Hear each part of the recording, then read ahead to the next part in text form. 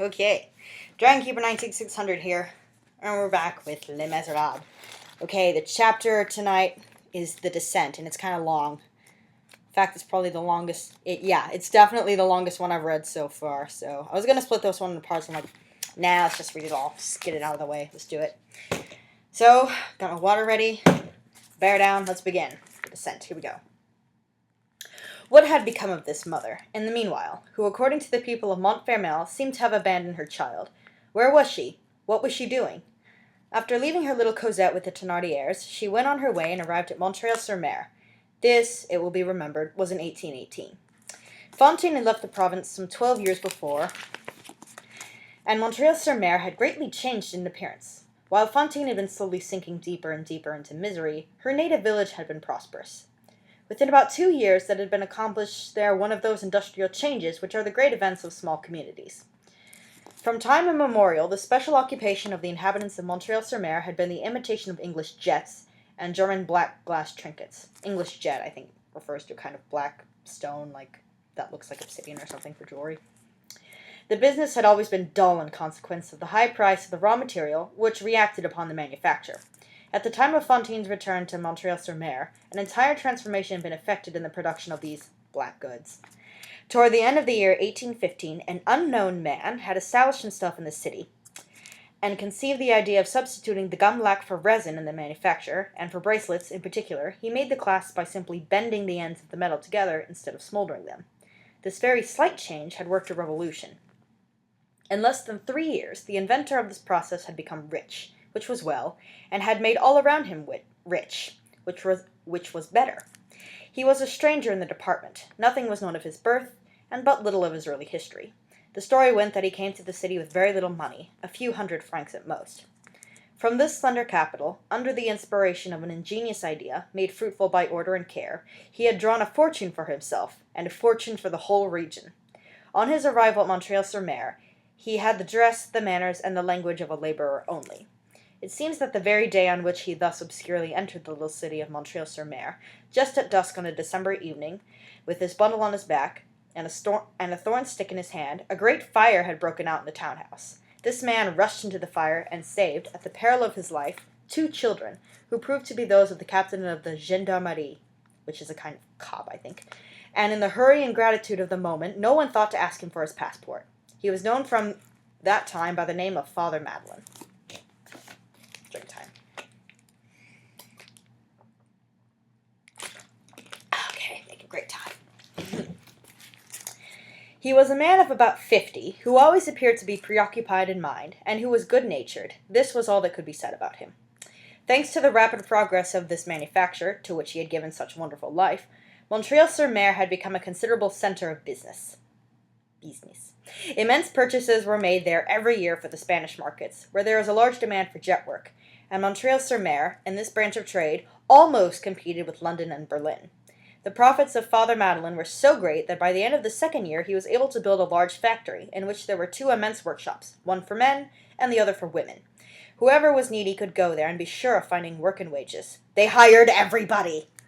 I'm not sure that's possible, but whatever. Before the arrival of Father Madeleine, the whole region was languishing. Now it was alive with the healthy strength of labor. An active circulation kindled everything and penetrated everywhere. Idleness and misery were unknown. There was no pocket so obscure that it did not contain some money, and no dwelling so poor that it was not the abode of some joy. Father Madeleine employed everybody. He had only one condition: be an honest man, be an honest woman. As we have said, in the midst of this activity, of which he was the cause and the pivot, Father Madeleine had made his fortune, but very strangely for a mere man of business, that did not appear to be his principal care. It seemed that he thought much for others, and little for himself. In 1820, it was known that he had 630,000 francs standing to his credit in the banking house of Lafayette, I guess. But before setting aside the 630,000 francs for himself, he had expended more than 1,000,000 for the city and for the poor. The hospital was poorly endowed, and he made provision for 10 additional beds. Montreil Sur Mer is divided into the upper city and the lower city. The lower city, where he lived, had only one schoolhouse, a miserable hovel which was fast going to ruin. He built 2, one for girls and the other for boys, and paid the 2 teachers, from his own pocket, double the amount of their meagre salary from the government, And one day he said to a neighbor who expressed surprise at this, "The two highest functionaries of the state are the nurse and the schoolmaster." He built, at his own expense, a house of refuge, an institution then almost unknown in France, and provided a fund for old and infirm laborers. About his factory, as a center, a new quarter of the city had rapidly grown up, containing many indigent families. Sorry, I stuttered there. And he established a pharmacy that was free to all. At length, in 1819, it was reported in the city one morning that upon the recommendation of the prefect, and in consideration of the services he had rendered to the country, Father Madeleine had been appointed by the king mayor of Montreil Sur Mer. Montreil Sur Mer was filled with the rumor, and the report proved to be well founded, for a few days afterward the nomination appeared in the Moniteur. The next day, Father Madeleine declined. In 1820, 5 years after his arrival at Montreil Sur Mer, the services that he had rendered to the region were so brilliant, and the wish of the whole population was so unanimous, that the king again appointed him mayor of the city. He refused again, but the prefect resisted his determination. The principal citizens came and urged him to accept, and the people in the streets begged him to do so. All insisted so strongly that at last he yielded.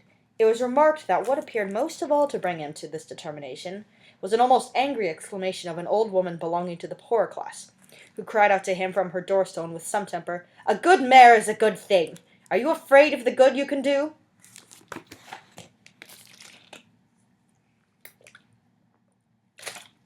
Well, are you? Sorry. No, I'm not. Okay, let's go. Little by little, in the lapse of time, all opposition had ceased.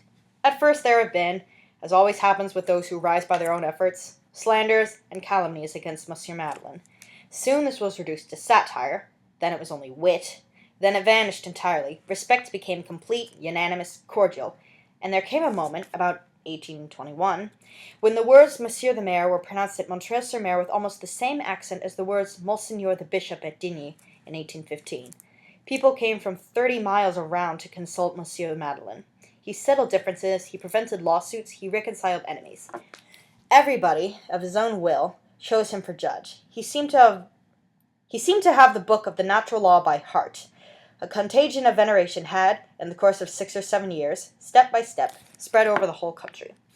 One man alone, in the city and its neighborhood, held himself entirely clear from this contagion, and whatever Father Madeleine did, he remained indifferent, as if a sort of instinct, unchangeable and imperturbable, kept him awake and on the watch.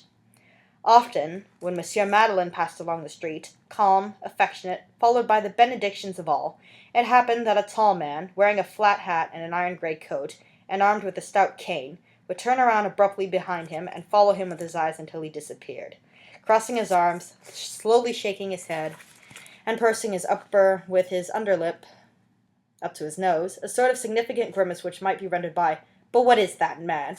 I am sure I have seen him somewhere. At all events, I at least am not his dupe." This personage, grave with an almost threatening gravity, was one of those who, even in a hurried interview, command the attention of the observer. His name was Javert, and he was one of the police. Oh, I'm excited, guys. He exercised at Montreal-sur-Mer the unpleasant, but useful, function of inspector. He was not there at the date of Madeleine's arrival, because if he was there, he would have probably asked for his papers, and that would have ruined the whole thing. Probably. Certain police officers have peculiar physiognomy, yes, which can be traced an air of meanness mingled with an air of authority. Javert had this physiognomy, without the meanness. He was born in a prison. His mother was a fortune-teller whose father was in the galleys. Whose husband was in the galleys. Sorry, why did I say father? He grew up to think himself without the pale of society, and despaired of ever entering it. He noticed that society closes its doors, without pity, on two classes of men, those who attack it, and those who guard it. He could choose between those two classes only. At the same time, he felt that he had an indescribable basis of rectitude, order, and honesty, associated with an irrepressible hatred for that gypsy race to which he belonged. He entered the police. He succeeded. At 40, he was an inspector. In his youth, he had been stationed at the galleys at the south. The face of Javert consisted of a snub nose, with 2 deep nostrils, which were bordered by large, bushy whiskers that covered both his cheeks. One felt ill at ease the first time he saw those 2 forests and those 2 caverns. When Javert laughed, which was rarely and terribly, His thin lips parted and showed, not only his teeth, but his gums, and around his nose there was a wrinkle as broad and wild as the muzzle of a fallow deer. Javert, when serious, was a bulldog. When he laughed, he was a tiger. For the rest, a small head, large jaws, hair hiding the forehead and falling over the eyebrows, between the eyes a permanent central frown, a gloomy look, a mouth pinched and frightful, and an air of fierce command. This man was a compound of two sentiments, very simple and very good in themselves, but he almost made them evil by his exaggeration of them, respect for authority, and hatred of rebellion. In his eyes, theft, murder, all crimes were only forms of rebellion. In his strong and implicit faith he included all who held any function in the state, from the prime minister to the constable. He had nothing but disdain, aversion, and disgust for all who had once overstepped the bounds of the law. He was absolute, and admitted no exceptions. On the one hand, he said, "A public officer cannot be deceived. A magistrate never does wrong." And on the other, he said, "They are irredeemably lost. No good can come out of them." He shared fully the opinion of those extremists who attribute to human laws an indescribable power of making, or, if you will, of determining demons, and who place the sticks at the bottom of society. He was stoical, serious, austere, a dreamer of stern dreams, humble and haughty, like all fanatics. His stare was cold and as piercing as a giblet. His whole life was contained in these two words, waking and watching. He marked out a straight path through the most torturous thing in the world. His conscience was bound up in his utility, his religion in his duties, and he was a spy as others are priests. Woe to him who should fall into his hands!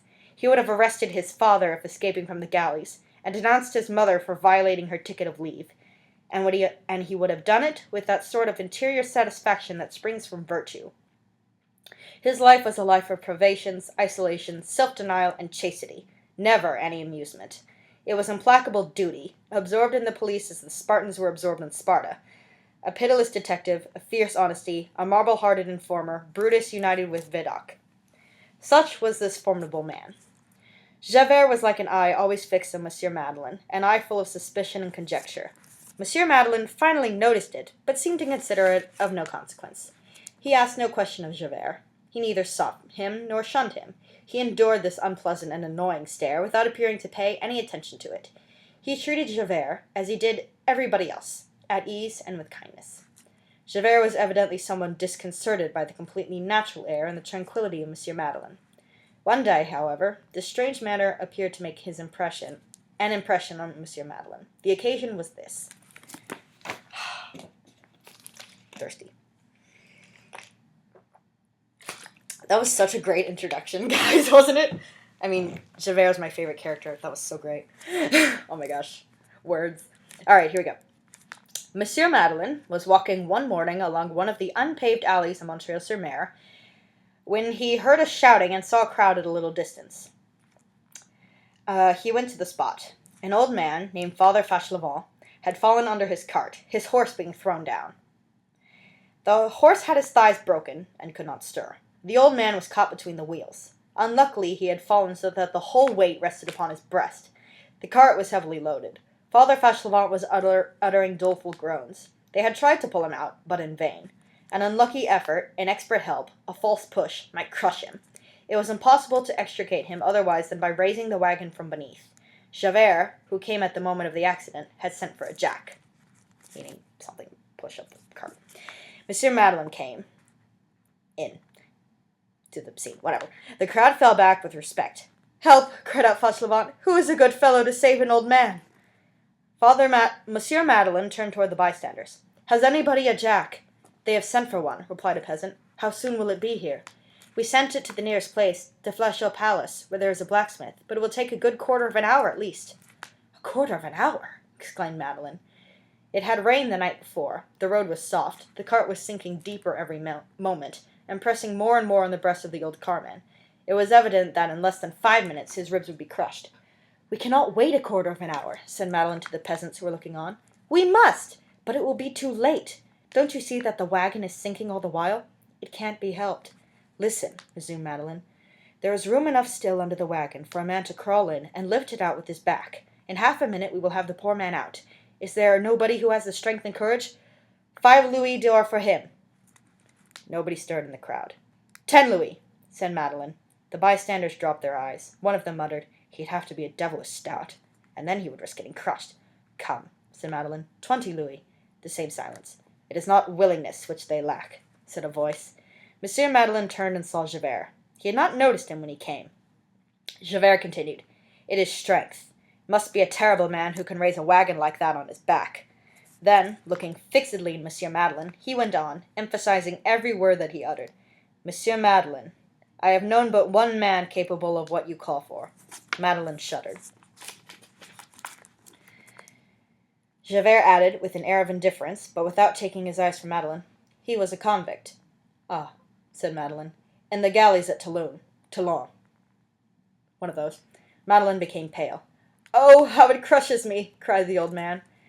Madeleine raised his head, met the falcon eye of Javert still fixed upon him, looked at the immovable peasants, and smiled sadly.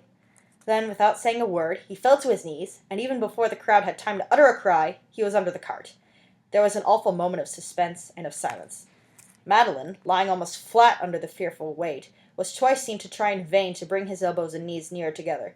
They cried out to him, Father Madeleine, come out from there!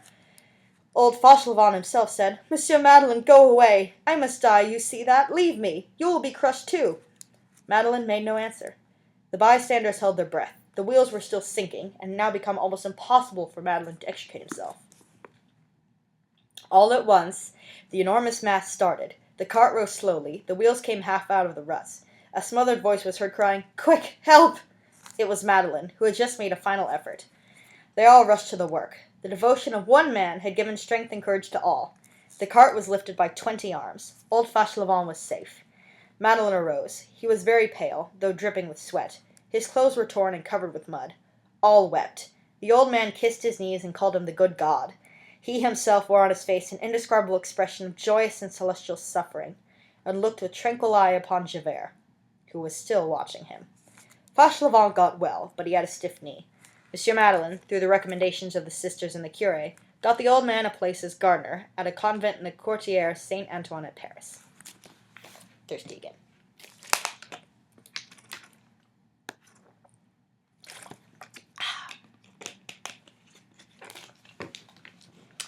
Okay.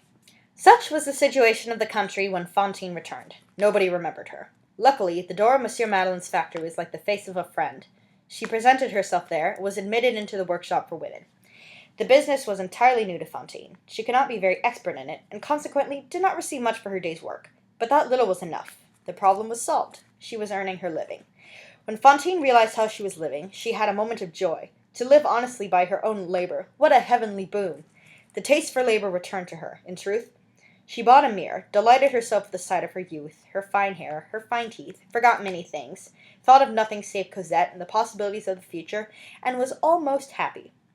She hired a small room and furnished it on the credit of her future labor, a remnant of her habits of disorder. Not being able to say that she was married, she took great care, as we have already intimated, not to speak of her little girl. At first, as we have seen, she paid the Thénardiers punctually. As she only knew how to sign her name, she was obliged to write through a public letter writer. She wrote often. That was noticed.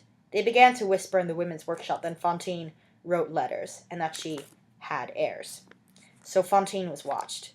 Beyond this, more than one was jealous of her fair hair and of her white teeth. It was certain that she wrote, at least twice a month, and always to the same address, and that she prepaid the postage. They succeeded in learning the address. Monsieur Thénardier, innkeeper, Montfermeil. The public letter writer, a simple old fellow, who could not fill his stomach with red wine without emptying his pockets of his secrets, was made to reveal this at a drinking-house. In short, it became known that Fantine had a child. She must be that sort of woman. And there was one old gossip who went to Montfermeil, talked with the Thénardiers, and said on her return, For my 35 francs I have found out all about it. I have seen the child.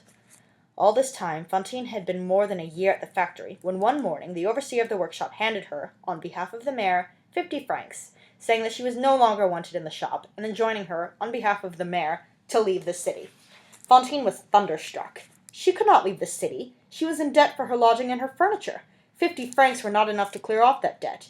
She faltered out some suppliant words. The overseer gave her to understand that she must leave the shop instantly.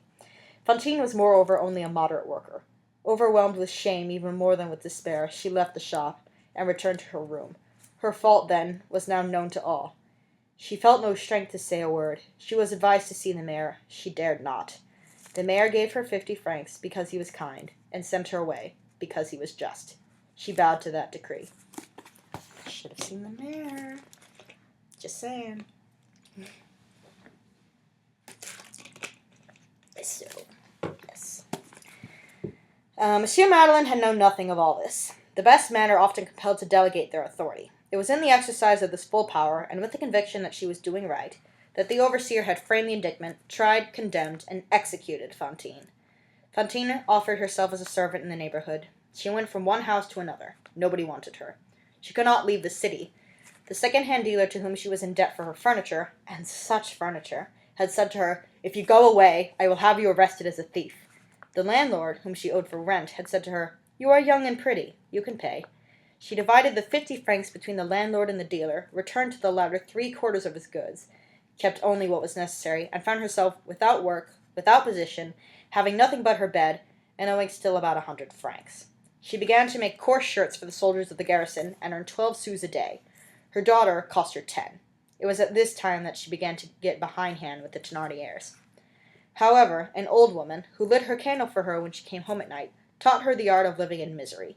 Behind living on a little lies the art of living on nothing. There are 2 rooms. The first is obscure, the second is utterly dark.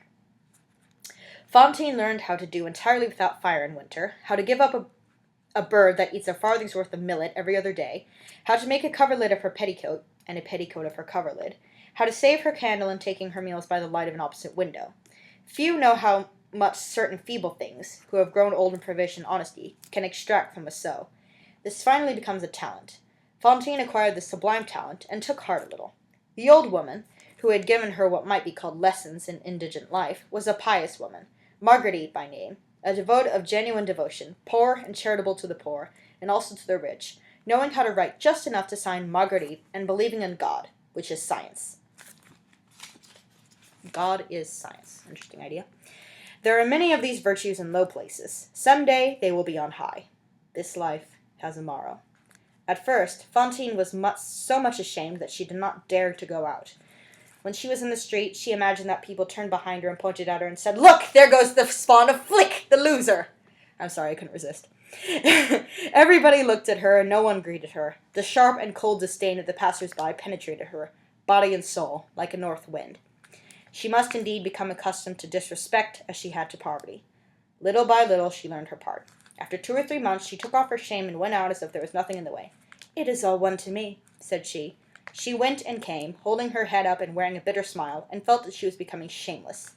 Excessive work fatigued Fantine, and the slight dry cough that she had increased. She sometimes said to her neighbor Marguerite, "Just feel how hot my hands are."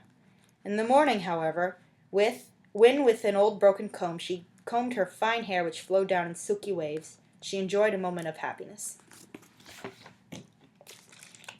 Running out of water.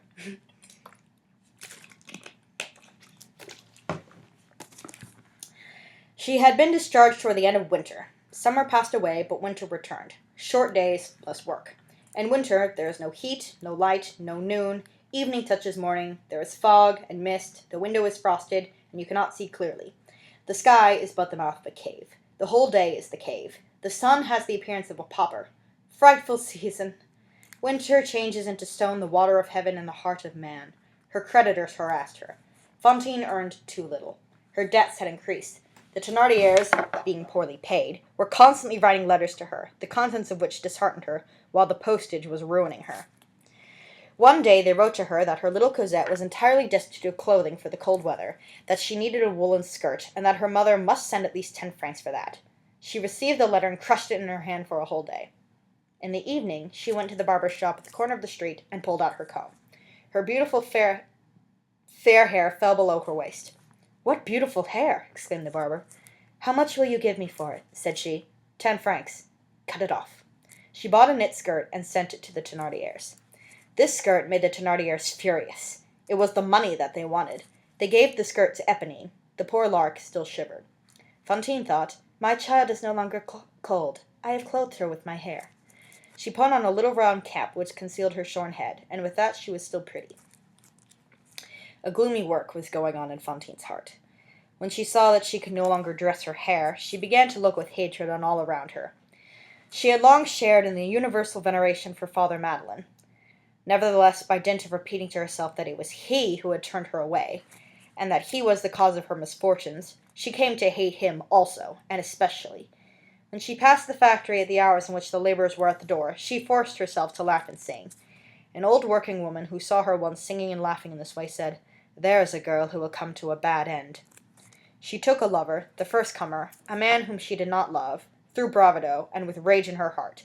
He was a wretch, a kind of mendicant musician, a lazy ragamuffin, who beat her, and who left her, as she had taken him, with disgust. She worshipped her child. The lower she sank, the more all became gloomy around her, the more the sweet little angel shone out in the bottom of her heart. She would say, "When I am rich, I shall have my Cosette with me," and she laughed. The cough did not leave her, and she had night sweats. One day she received from the Thénardiers a letter in these words: "Cosette is sick of an epidemic disease. A miliary fever, they call it. The drugs necessary are dear. It is ruining us, and we can no longer pay for them. Unless you send us 40 francs within a week, the little one will die." She burst out laughing, and said to her old neighbor, "Oh, they are nice! 40 francs! Think of that! That is 2 Napoleons! Where do they think I can get them? Are they fools, these boors?" She went, however, to the staircase, near a dormer window, and read the letter again. Then she went downstairs and outdoors, running and jumping, still laughing. As she passed through the square, she saw many people gathered about an odd-looking carriage, on the top of which stood a man in red clothes, declaiming. He was a juggler and a traveling dentist. Juggler and dentist, that's wonderful. And was offering to the public complete sets of teeth, opiates, powders, and elixirs. Opiates, huh? Sorry. Fantine joined the crowd and began to laugh with the rest at this harangue, in which were mingled slang for the rabble and jargon for the better sort. The puller of teeth saw this beautiful girl laughing, and suddenly called out, "You have pretty teeth, you girl who are laughing there. If you will sell me your 2 incisors, I will give you a gold Napoleon for each of them." "What is that? What are my incisors?" asked Fantine. "The incisors," resumed the professor of dentistry, "are the front teeth, the 2 upper ones." "How horrible!" cried Fantine. "2 Napoleons," grumbled a toothless old hag who stood by. "How lucky she is!" Fantine fled away and stopped her ears not to hear the shrill voice of the man who called after her, "Consider, my beauty! 2 Napoleons! How much good they will do you! If you have courage for it, come this evening to the Lac d'Argent. You will find me there." Fantine returned home. She was raving, and told the story to her good neighbor Marguerite. "And what was it he offered you?" asked Marguerite. 2 Napoleons. That is 40 francs. "Yes," said Fantine. "That makes 40 francs." She became thoughtful and went about her work. In a quarter of an hour she left her sewing and went to the stairs and read again the Thénardiers' letter. On her return she said to Marguerite, who was at work near her, "What does this mean, a miliary fever? Do you know?" "Yes," answered the old woman. "It is a disease." "Does it attack children?" "Children especially." "Do people die of it?" "Very often," said Marguerite. Fantine withdrew and went once more to read over the letter on the stairs. In the evening she went out, and took the direction of the Rue de Paris, where the inns are. The next morning, when Marguerite went into Fantine's chamber before daybreak, for they always worked together, and so made one candle do for the 2, she found Fantine seated upon her couch, pale and icy. She had not been in bed. Her cap had fallen upon her knees. The candle had burned all night, and was almost consumed. Marguerite stopped upon the threshold, petrified by this wild disorder, and exclaimed, "Good Lord! The candle is all burned out! Something has happened!" Then she looked at Fantine, who sadly turned her shorn head. Fantine had grown 10 years older since evening. "Bless us!" said Marguerite. "What is the matter with you, Fantine?" "Nothing," said Fantine. "Quite the contrary. My child will not die with that frightful sickness for lack of aid. I am satisfied." So saying, she showed the old woman 2 Napoleons that glistened on the table. "Oh, good God!" said Marguerite. "Why, there is a fortune! Where'd you get these louis d'or?" "I got them," answered Fantine. At the same time she smiled. The candle lit up her face. It was a sickening smile, for the corners of her mouth were stained with blood, and a dark cavity revealed itself there. The 2 teeth were gone. She sent the 40 francs to Montfermeil. And this was a ruse of the Thénardiers to get money. Cosette was not sick. I gotta tell you, reading that as a kid, that probably disturbed me the most. Ow. Fantine threw her looking-glass out of the window. Long before, she had left her little room on the second story for the attic room, with no other fastening than a latch. One of those garret rooms, the ceiling of which makes an angle with the floor and hits your head at every moment. The poor cannot go to the end of their chamber or to the end of their destiny, but by bending continually more and more. Her creditors were more pitiless than ever. The second-hand dealer, who had taken back nearly all his furniture, was constantly saying to her, "When will you pay me, wench?" Good God, what did they want her to do? She felt herself hunted down, and something of the wild beast began to develop within her. About the same time, Thénardier wrote to her that he really had waited with too much generosity, and that he must have 100 francs immediately, or else little Cosette, just convalescing after her severe sickness, would be turned outdoors into the cold and upon the highway, and that she would become what she could, and would perish if she must. 100 francs, thought Fantine. But where is there a place where one can earn 100 sous a day? Come, said she, I will sell what is left. The unfortunate creature became the woman of the town.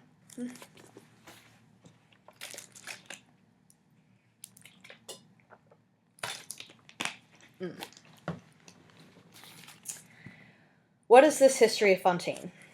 It is society buying a slave. From whom? From misery. From hunger, from cold, from loneliness. From abandonment, from privation. Melancholy barter. A soul for a bit of bread.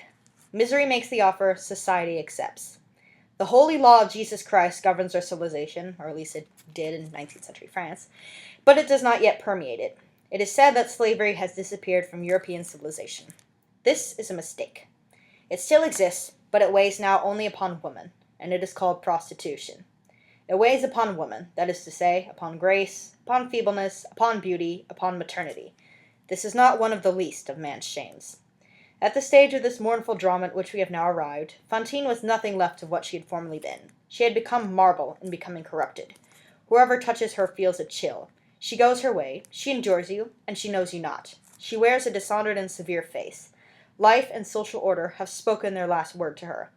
All that can happen to her has happened. She has endured all, borne all, experienced all, suffered all, lost all, wept for all. She is resigned, with that resignation that resembles indifference as death resembles sleep. She shuns nothing now. She fears nothing now. Every cloud falls upon her, and all the ocean sweeps over her. What matters it to her? The sponge is already drenched. She believes so, at least, but it is a mistake to imagine that any man can exhaust his destiny, or can reach the bottom of anything whatever. Alas! Where are all these destinies thus driven pell-mell? Whither go they? Why are they so? He who knows that sees all the shadow. He is alone. His name is God. Drink. I am almost out of water, but we're almost done, so. Make it last. I can make it. There is, in all small cities, and there was at Montreil Sur Mer, in particular, a set of young men who nibble their 1,500 livres of income in the country with the same air which their fellows devour 200,000 francs a year at Paris. They are beings of the great neuter species, geldings, parasites, nobodies, who have a little land, a little folly, and a little wit, who would be clowns in a drawing-room and think themselves gentlemen in a bar-room, who talk about my fields, my woods, my peasants, hiss the actresses at the theatre to prove that they are persons of taste, quarrel with the officers of the garrison to show that they are gallant, hunt, smoke, gape, drink, take snuff, play billiards, stare at passengers getting out of the coach, live at the cafe, dine at the inn, have a dog who eats the bones under the table, and a mistress who sets dishes upon it, hold fast to a sew, overdo the fashions, admire tragedy, despise women, wear out their old boots, copy London as reflected from Paris, and Paris as reflected from Pont-à-Mousson, grow stupid as they grow old, do no work, do no good, and not much harm. In other words, Republicans. 8 or 10 months after what has been related in the preceding pages, in the early part of January, 1823, one evening when it had been snowing, one of these dandies, one of these idlers, a well-intentioned man, very warmly wrapped in one of those large cloaks which completed the fashionable costume in cold weather, was amusing himself with tormenting a creature who was walking back and forth before the window of the officer's cafe, in a ball dress, with her neck and shoulders bare, and flowers upon her head. The dandy was smoking, for that was decidedly the fashion. Every time that the woman passed before him, he threw out at her, with a puff of smoke from his cigar, some remark which he thought was witty and pleasant, as, "How ugly you are! Are you trying to hide? You have lost your teeth," etc., etc. This gentleman's name was Monsieur... I looked up how to pronounce this before. Bamatabois, I think. Yeah. The woman, a rueful, bedizened spectre, who was walking backward and forward upon the snow, did not answer him, did not even look at him, but continued her walk in silence, and with a dismal regularity that brought her under a sarcasm every 5 minutes, like the condemned soldier who at stated periods returns under the rods. This failure to secure attention doubtless piqued the loafer, who, taking advantage of the moment when she turned, came up behind her with a stealthy step, stifling his laughter, stooped down, seized a handful of snow from the sidewalk, and threw it hastily to her back between her naked shoulders. The girl roared with rage, turned, bounded like a panther, and rushed upon the man, burying her nails in his face and using the most frightful words that ever fell from the outscouring of a guard horse. Wow. These insults were thrown out in a voice roughened by brandy, from a hideous mouth which lacked the 2 front teeth. It was Fantine. At the noise which this made, the officers came out of the cafe. A crowd gathered, and a large circle was formed, laughing, jeering, and applauding around the center of attraction composed of 2 beings which could hardly be recognized as a man and a woman. The man defending himself, his hat knocked off, the women kicking and striking, her head bare, shrieking, toothless, and without hair, livid with wrath and horrible. Suddenly, a tall man advanced quickly from the crowd, seized the woman by her muddy satin waist, and said, "Follow me." The woman raised her head. Her furious voice died out at once. Her eyes were glassy. From livid she had become pale, and she shuddered with a shudder of terror. She recognized Javert. The dandy profited by this to steal away. Last bit of water. Gonna make it last. Okay. Here we go. Last section. I think. Yeah. Javert dismissed the bystanders, broke up the circle, and walked off rapidly to the bureau of police, which is at the end of the square, dragging the poor creature after him. She made no resistance, but followed mechanically. Neither spoke a word. The flock of spectators, and a paroxysm of joy, followed with their jokes. The deepest misery, an opportunity for obscenity. That has not changed. When they reached the bureau of police, which was a low hall warmed by a stove, and guarded by a sentinel, with a grated window looking on the street, "I don't care that there's a grated window, goddammit!" Javert opened the door, entered with Fantine, and closed the door behind him. On entering, Fantine crouched down in a corner, motionless and silent, like a frightened dog. The sergeant of the guard placed a lighted candle on the table. Javert sat down, drew from his pocket a sheet of stamped paper. Javert carries paper in his pockets, people! And began to write. Javert was impassible. His grey face betrayed no emotion. He was, however, engaged in serious and earnest consideration. It was one of those moments in which he exercised without restraint, but with all the scruples of a strict conscience, his formidable discretionary power. At this moment he felt that his policeman's stool was a bench of justice. He was conducting a trial. He was trying and condemning. He called all the ideas of which his mind was capable around the grand thing that he was doing. The more he examined the conduct of this girl, the more he revolted at it. It was clear that he had seen a crime committed. He had seen, there in the street, society represented by a property holder and an elector, insulted and attacked by a creature who was an outlaw and an outcast. A prostitute had assaulted a citizen. He, Javert, had seen that himself. He wrote in silence. When he had finished, he signed his name, folded the paper, and handed it to the sergeant of the guard, saying, "Take 3 men and carry this girl to jail." Then turning to Fantine, "You are in for 6 months." The hapless woman shuddered. 6 months? 6 months in prison? Cried she. 6 months to earn 7 sous a day? But what will become of Cosette? My daughter! My daughter! Why, I still owe more than 100 francs to Thénardier's, Monsieur Inspector. Do you know that? She dragged herself along the floor, dirtied by the muddy boots of all these men, without rising, clasping her hands and moving rapidly on her knees. "Monsieur Javert," said she, "I beg your pity. I assure you I was not in the wrong. If you had seen the beginning, you would have seen, I swear to you by the good God, that I was not in the wrong. That gentleman, whom I do not know, threw snow on my back. Have they any right to throw snow into our backs when we are going along quietly like that, without doing any harm to anybody? That made me wild. I'm not very well, you see. And then he'd already been saying things to me for some time. You are homely. You have no teeth. I know too well that I have lost my teeth. I did not do anything. I thought, he is a gentleman who is amusing himself. I was not immodest with him. I did not speak to him. It was then that he threw the snow at me. Monsieur Javert, my good Monsieur Inspector, just think that I have 100 francs to pay, or else they will turn away my little one. Oh, my God, I cannot have her with me. What I do is so vile. Do you see, she is a little one they will put out on the highway to do what she can, in the very heart of winter. You must feel pity for such a thing, good Monsieur Javert. If she were older, she could earn her living, but she cannot at such an age. Have pity on me, Monsieur Javert." She talked thus, bent double, shaken with sobs, blinded by tears, her neck bare, clenching her hands, coughing with a dry and short cough, stammering very feebly with an agonized voice. Great grief is a divine and terrible radiance which transfigures the wretched. At that moment Fantine had again become beautiful. At certain instances she stopped and tenderly kissed the policeman's coat. She would have softened a heart of granite. But you cannot soften a heart of wood. "Come," said Javert, "I have heard you. Haven't you got enough? March off at once. You have your 6 months. The Eternal Father in person could do nothing for you." At these solemn words, "The Eternal Father in person could do nothing for you," she understood that her sentence is fixed. She sank down, murmuring, "Mercy." Javert turned his back. The soldier seized her by the arms. A few minutes before, a man had entered without being noticed. He had closed the door and stood with his back against it, and heard the despairing supplication of Fantine. When the soldiers put their hands upon the wretched being, who would not rise, he stepped forward out of the shadow and said, "One moment, if you please." Javert raised his eyes and recognized Monsieur Madeleine. He took off his hat, and bowing with a sort of angry awkwardness, "Pardon, Monsieur Maire." This word, Monsieur Maire, had a strange effect upon Fantine.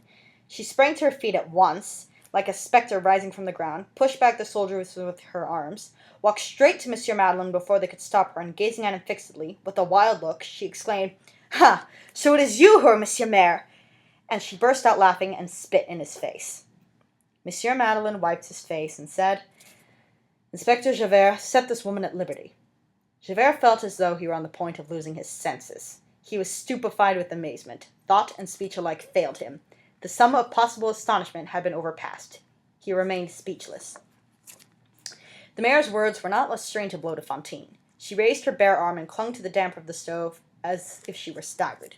Meanwhile, she looked all around and began to talk in a low voice, as if speaking to herself. "At liberty? They let me go? I am not to go to prison for 6 months? Who was it who said that? It is not possible that anybody said that. I misunderstood. That cannot be this monster of a mayor. Oh, Monsieur Javert, it is you who said they must let me go, is it not? Go and inquire. Speak to my landlord. I pay my rent. He will surely tell you that. I am honest.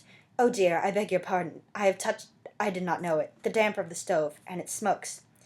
Say now, did you see how he spit in his face? Oh, you old scoundrel of a mayor, you come here to frighten me, but I am not afraid of you. I am afraid of Monsieur Javert. I am afraid of my good Monsieur Javert." As she said this, she turned again toward the inspector. "Now, you see, Monsieur Inspector, you must be just. I know that you are just, Monsieur Inspector. In fact, it is very simple. A man who jocosely throws a little snow into a woman's back, that makes them laugh. The officers, they must divert themselves with something, and we poor things are only for their amusement. And then you come, you are obliged to keep order, you arrest the woman who has done wrong, but on reflection, as you are good, you tell them to set me at liberty. That is for my little one, because 6 months in prison, that would prevent me supporting my child. Only never come back again, wretch! Oh, I will never come back again, Monsieur Javert. They may do anything they like with me, now, I will not stir. Only today, you see, I cried out because that hurt me. I did not in the least expect that snow from that gentleman. And then, I told you, I am not very well. I cough. I have something in my chest like a ball, which burns me, and the doctor tells me, 'Be careful.' Stop, Theo, give me your hand, don't be afraid. Here it is." Suddenly she hastily adjusted the disorder of her garments, smoothed down the folds of her dress, which, in dragging herself about, had been raised almost as high as her knees, and walked toward the door, saying in an undertone to the soldiers, with a friendly nod of the head, "Boys, Monsieur the Inspector said you must release me. I am going." She put her hand upon the latch. One more step, and she would be out in the street. Javert, until that moment, had remained standing, motionless, his eyes fixed on the ground, looking, in the midst of the scene, like a statue which was waiting to be placed in position. The sound of the latch roused him. He raised his head with an expression of sovereign authority, an expression of always the more frightful in proportion of power is vested in beings of lower grade, ferocious in the wild beast, atrocious in the undeveloped man. "Sergeant," exclaimed he, "don't you see that this vagabond is going off? Who told you to let her go?" "I," said Madeleine. At the words of Javert, Fantine had trembled and dropped the latch, as a thief who is caught drops what he has stolen. When Madeleine spoke, she turned, and from that moment, without saying a word, without even daring to breathe freely, she looked by turns from Madeleine to Javert, and from Javert to Madeleine, as the one or the other was speaking. When Monsieur Madeleine pronounced that I, which we have just heard, the inspector of police, Javert, turned toward the mayor, pale, cold with blue lips, a desperate look, his whole body agitated with an imperceptible tremor, and an unheard-of thing, said to him, with a downcast look, but a firm tone, Monsieur Mayor, that cannot be done. Why? Said Monsieur Madeleine. This wretched woman has insulted a citizen. Inspector Javert, replied Monsieur Madeleine, in a conciliating and calm tone. Listen, you are an honest man, and I have no objection in explaining myself to you. The truth is this. I was passing through the square when you arrested this woman. There was a crowd still there. I learned the circumstances. I know all about it. It is the citizen who is in the wrong, and who, by a faithful police, would have been arrested. Javert went on. This wretch has just insulted Monsieur the Mayor. That concerns me, said Monsieur Madeleine. The insult to me rests with myself, perhaps. I can do what I please with about it. I beg Monsieur the Mayor's pardon. The insult rests not with him. It rests with justice. Inspector Javert, replied Monsieur Madeleine, the highest justice is conscience. I have heard this woman. I know what I am doing. And for my part, Monsieur Mayor, I do not know what I am seeing. Then content yourself with obeying. I obey my duty. My duty requires that this woman spend 6 months in prison. Monsieur Madeleine answered mildly. Listen to this. She shall not a day. Monsieur Mayor permit, not another word. However, retire, said Monsieur Madeleine. Javert received the blow, standing in front, and with an open breast like a Russian soldier. He bowed to the ground before the mayor and went out. Fantine stood by the door and looked at him with stupor as he passed before her. Meanwhile, she also was the subject of a strange revolution. She listened with dismay. She looked around with alarm, and at each word that Monsieur Madeleine uttered, she felt the fearful darkness of her hatred melt within and flow away, while there was born in her heart an indescribable and unspeakable warmth of joy, of confidence, and of love. When Javert was gone, Monsieur Madeleine turned toward her and said to her, speaking slowly and with difficulty, like a man who is struggling that he may not weep, I have heard you. I knew nothing of what you had said. I believe that it is true. I did not even know that you had left my workshop. Why did you not apply to me? But now I will pay your debts. I will have your child come to you, or you shall go to her. You shall live here, at Paris, or where you will. I take charge of your child and you. You shall do no more work, if you do not wish to. I will give you all the money that you need. You shall again become honest and again becoming happy. More than that, listen, I declare to you from this moment, if all is as you say, and I do not doubt it, that you have never ceased to be virtuous and holy before God. Oh, poor woman! This was more than poor Fantine could bear. To have Cosette! To leave this infamous life! To live free, rich, happy, honest with Cosette! To see suddenly spring up in the midst of her misery all these realities of paradise! She looked as if she were stupefied at the man who was speaking to her, and could only pour out 2 or 3 sobs. Oh, oh, oh. Her limbs gave way. She threw herself on her knees before Monsieur Madeleine, and, before he could prevent it, he felt that she had seized his hand and carried it to her lips. Then she fainted. Yes, we got through the descent. Woo! Oh my gosh, guys, so much great stuff in this chapter. Editorial will probably be out tomorrow night. Maybe. Look forward to it. Dragonkeeper19600. Signing off.